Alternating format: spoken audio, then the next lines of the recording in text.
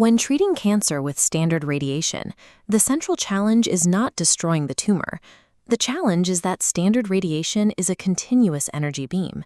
It enters the body, hits the target, and then continues straight through, depositing energy into whatever lies directly behind it. For decades, traditional photon radiation has operated under this limitation. It is highly effective at eradicating malignant cells, but that efficacy comes with a calculated cost: the collateral damage of healthy tissues caught in the path of the beam. This diagram shows standard photon therapy. Notice the wide red band. It highlights the high entry dose and energy continuing past the tumor, the exit dose. This residual energy spills directly into the spine and vital organs, causing collateral damage. Changing this outcome requires a shift in the underlying physics. Proton beam therapy uses positively charged particles from the nucleus of an atom, which behave under different physical laws than photons. Comparing this with a proton beam on the right, the blue and green beam ends exactly at the tumor boundary. By halting abruptly, protons deposit maximum energy inside the tumor, yielding a true zero exit dose. The spine remains completely untouched. Achieving maximum lethality against a tumor while avoiding adjacent organ and developmental damage establishes a more precise baseline for oncological care. The mechanism driving this precision is a physical phenomenon known as the Bragg Peak. This graph charts tissue penetration depth against radiation dose. The gray line traces a standard photon beam. It drops its highest dose almost immediately at the skin level, and then slowly decays as it travels deeper into the body. In contrast, the solid blue line tracks a proton. It travels through healthy surface tissue with a low, flat trajectory, releasing very little energy on entry. It is only at the very end of its path that the proton stops and releases the vast majority of its destructive energy. This sharp release is the Bragg Peak. Immediately following this peak, the energy plummets back to zero. The organ directly adjacent to the tumor receives no radiation exposure. Because this behavior follows predictable physical laws, oncologists can mathematically control the exact depth of the peak based on the tumor's coordinates. By calculating the precise mass and velocity of the protons, radiation shifts from a broad field of exposure into a strictly confined three-dimensional surgical tool. Clinical application, however, requires mapping this physical law onto real-world human anatomy, where tumors are highly irregular and wrap around critical structures. This anatomical complexity is addressed by a delivery system called Intensity Modulated Proton Therapy, or IMPT. This schematic illustrates the technology in action. Notice the central graphic showing pencil beam scanning. Instead of a single wide beam, the system fractures the protons into individual dots, operating like a 3D printer, painting the tumor point by point. By adjusting the energy level, the system penetrates to different depths, sculpting the radiation dose exactly to the irregular contours of the tumor, layer by layer.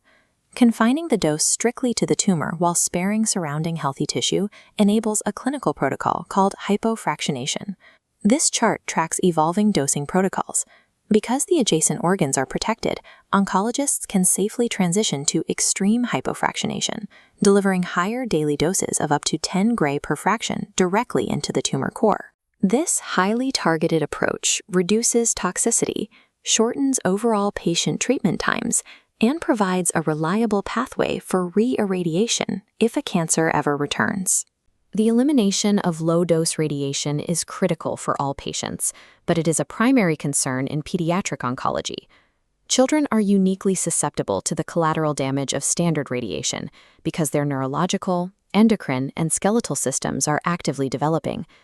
To measure this impact, researchers analyzed pediatric brain tumor patients with medulloblastoma, comparing neurocognitive outcomes between standard photon therapy and proton therapy.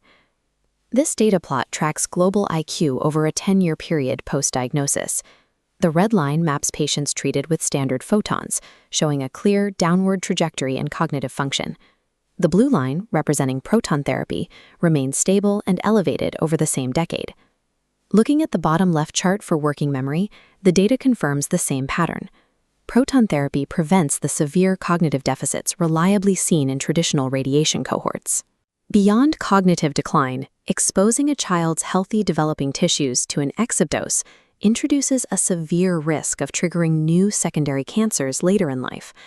This chart models the lifetime attributable risk of those secondary malignancies. Look at the data for leukemia and other solid tumors. The red bars show the risk from photons, while the blue bars show proton therapy, reducing that risk by up to 39. Shifting to the pelvis and prostate, precise targeting protects adjacent gastrointestinal structures, resulting in a 50% reduction in moderate to severe bowel problems and cutting severe rectal toxicity by over a third. Across both adult and pediatric populations, the clinical data aligns.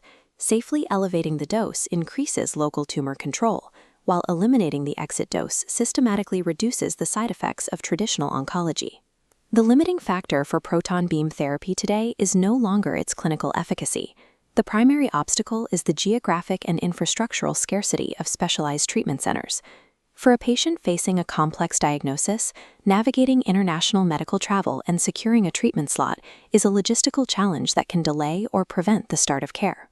AstraCura functions as a dedicated medical travel facilitator built to address this specific logistical bottleneck. They operate as a global hub, integrated with over 25 accredited partner hospitals across more than 5 countries, connecting patients to specialized clinical infrastructure. By managing the end-to-end care pipeline, from initial consultation to international logistics, AstraCura removes the administrative burden, allowing the patient to focus on their clinical protocols and healing